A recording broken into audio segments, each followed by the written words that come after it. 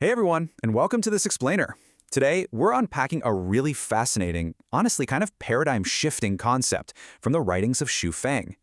We are diving into the ultimate, literal life-or-death conflict between the everyday social norms we fiercely cling to and the pure, raw logic of human survival.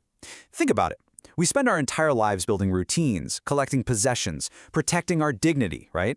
But what happens when holding on to those exact things becomes the very reason we don't survive?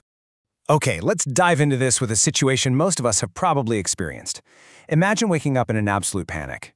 You look at the clock and you have exactly 20 minutes before a super important appointment. What goes out the window? Do you skip your morning shower? Do you just run out the door without breakfast, maybe wearing mismatched socks? We immediately start doing this brutal mental calculus, desperately weighing what is actually necessary to get there versus what's just a social nicety we can totally abandon. So this exact scenario actually happened to the author back in January of 2005. He'd agreed to meet a friend at a bank at precisely 8 a.m. Well, at 7:40 a.m., the friend called to check in, and the author was literally still in bed, super groggy and just waking up. Now, despite this massive delay, the author somehow made it to the bank exactly at 8 a.m. But his friend? The friend didn't show up until 8:15. When asked why he was late, the friend, who was this really meticulous, highly organized company manager, explained his logic. He calculated that since the author was in bed at 7:40, he'd still need to wash his face, eat breakfast, get his things together, and travel for at least 10 minutes. By the friend's math, it was physically impossible to arrive on time.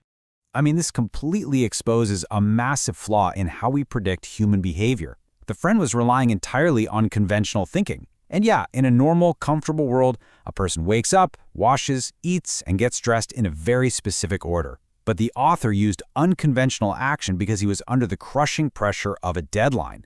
When time is tight, you skip breakfast. When things are really urgent, you skip the shower entirely. Conventional logic just completely fails to predict our behavior when we're forced to break the standard rules of society to meet a goal. But let's dramatically raise the stakes here. What if the deadline isn't just a mundane appointment at the bank, but an absolute matter of life and death? The author brings up that absolutely harrowing footage we've all seen from the Indian Ocean tsunami. People were sprinting, just frantically fleeing the coastline. Why?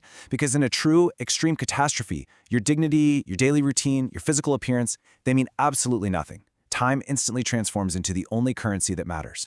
So the crucial point is that clinging to our everyday habits during a disaster is fatal.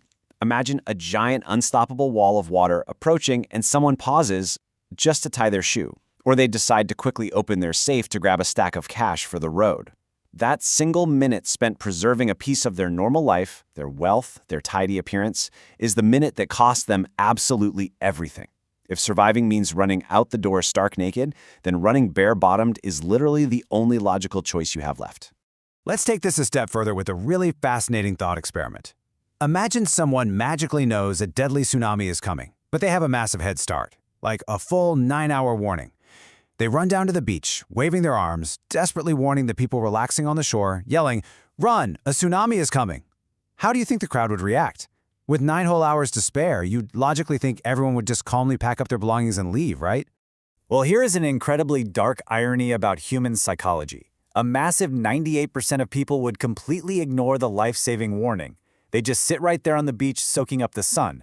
Why? Because the impending threat simply doesn't fit into their immediate, visible reality. It interrupts their comfort, their hard-earned vacation, and their fundamental sense of normalcy. And this brilliantly illustrates the absurd lengths our minds will go to just to protect our comfortable reality.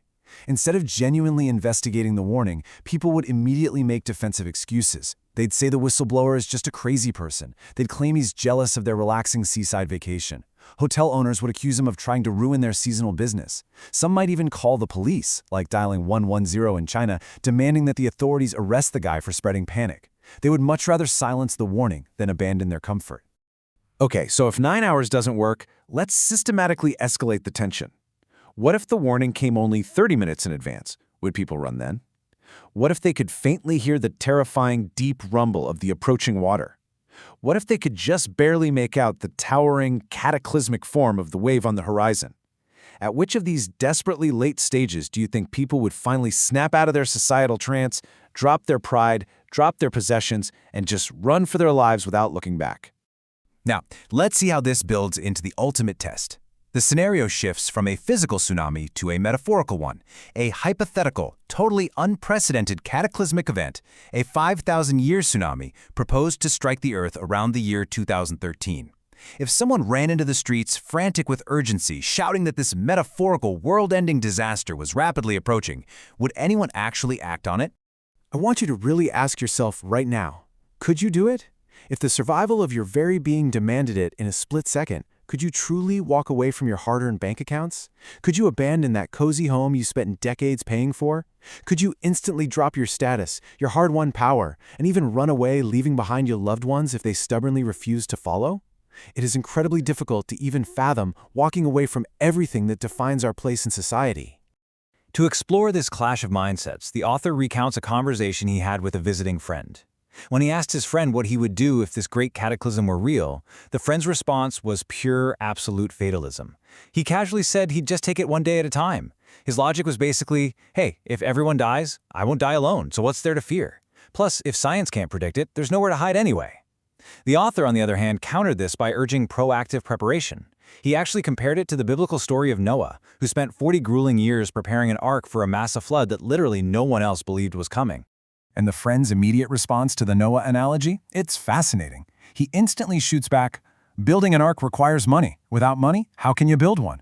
Notice how, even in a hypothetical discussion about surviving a world-ending cataclysm, the friend is still completely trapped in conventional material thinking. He genuinely believes that survival is a transaction. He assumes that you fundamentally need cash to ensure your continued existence, even if the world is ending. So the author tries to bypass this mental block. He explains that, look, he isn't talking about a physical wooden boat you buy with cash.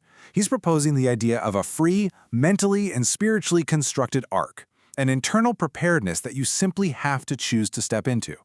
But the friend quickly dismisses this as pure nonsense. He tells the author that he believes in reality, meaning the concrete, the visible, the material world, and he flatly refuses to believe in what he considers to be a ridiculous spiritual illusion. And wow, this brings us to a profound standstill. It forces us to ask, what actually is reality?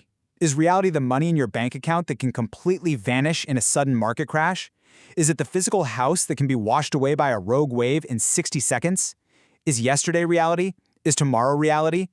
We cling so tightly to the rigid rules and the physical structures of our everyday lives, convinced beyond a shadow of a doubt that they are the absolute laws of nature. Now, what's really interesting about this slide is the ultimate paradigm shift it presents. All those material things, all those complex social rules, they are not the true reality. When your life is truly on the line, reality is biological. Reality is survival.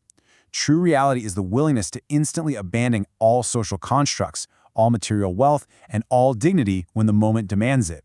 So I leave you with this to chew on. If the ultimate alarm sounds tomorrow, will you be fatally trapped by the comfortable illusion of your everyday routine, or will you be ready to run bare-bottomed?